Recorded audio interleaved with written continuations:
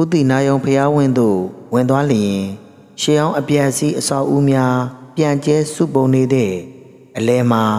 ခန္ဓာစွာတည်ရှိနေသောမဟာပရိနိဗ္ဗာန်ကျောင်းတော်ကိုဖူးတွေ့ရမှာပဲဖြစ်ပါတယ်။ဤကျောင်းတော်မှာ1956ခုနှစ်ကရှေးအောင်ဌာနကတည်ဆောက်ခဲ့တာဖြစ်ပြီးခေတ်သစ်မဟာပရိနိဗ္ဗာန်ကျောင်းတော်ပဲဖြစ်ပါတယ်။ကျောင်းတော်ကိုမြင့်မားသောအုတ်ခုံပေါ်တွင်တည်ဆောက်ထားခြင်းဖြစ်ပြီးအနောက်ဘက်သို့မျက်နှာမူထားပါတယ်။ရှေးအောင်ဌာနက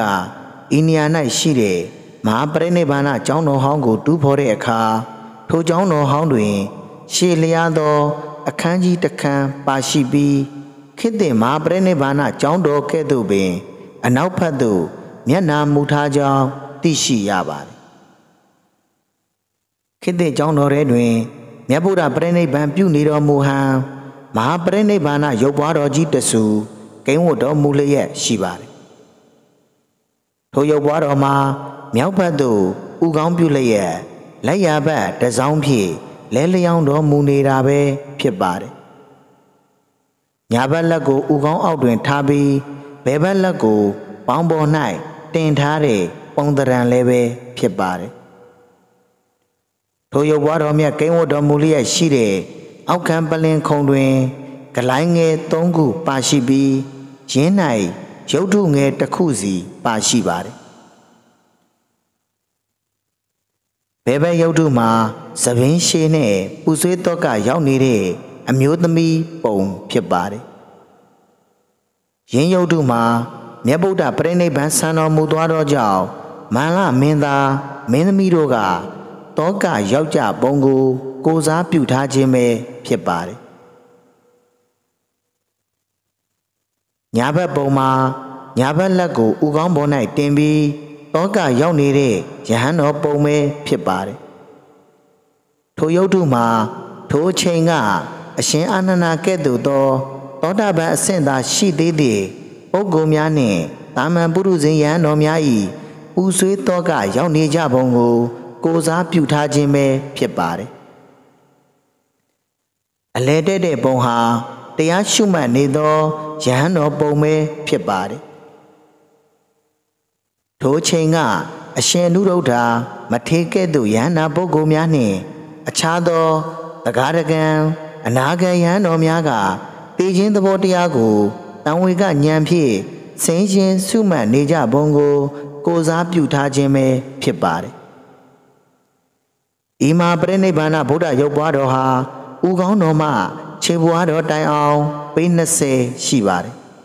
။ရုပ်ပွားတော်ဤပခုံးမှာ9ပေ6လက်မရှိပြီးညောင်ဆောင်တော်မှာ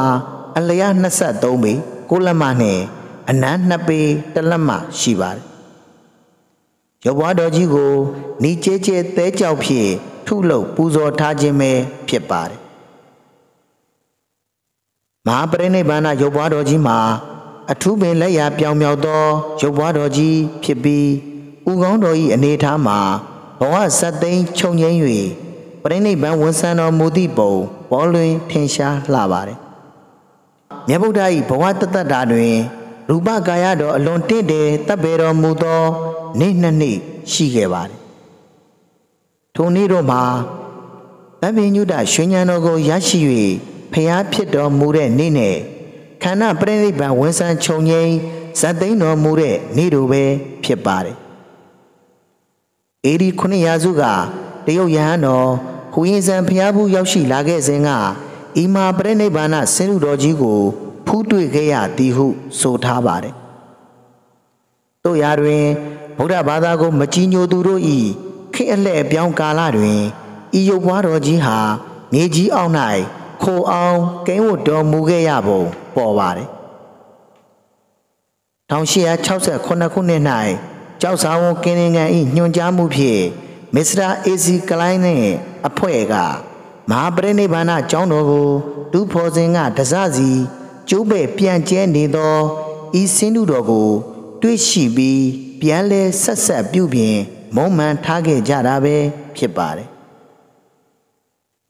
ဤစင်းတုတော်ကိုအေဒီ900စုကမထူရာမျိုးသား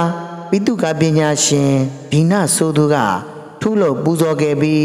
ဟရိဗလစွာမိဆိုသူဒါယကာကလှူဒန်းခဲ့ခြင်းပဲဖြစ်ပါတယ်။ဤမှာပြိဋိဘံရုပ်ဘွားတော်မြတ်ကြီးကိုသုံးမျိုးသုံးစားဖူးတွေ့ရမှာပဲဖြစ်ပါတယ်။ဥကောင်းတော်မဏိပတ်မှဖုံးမြော်လျင်ရုပ်ဘွားတော်မြတ်ပြုံးနေတော်မူဟန်မျက်နာတော်တဲ့ထဲမှဖုံးမြော်လျင်ကျိန်းဆက်တော်မူနေဟန်ခြေတော်ရင်းမှဖုံးမြော်လျင်ဝေဒနာခံစားတော်မူနေဟန်ကို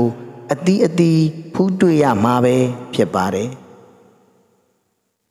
မိတို့ပင်ဖြစ်စေကမူ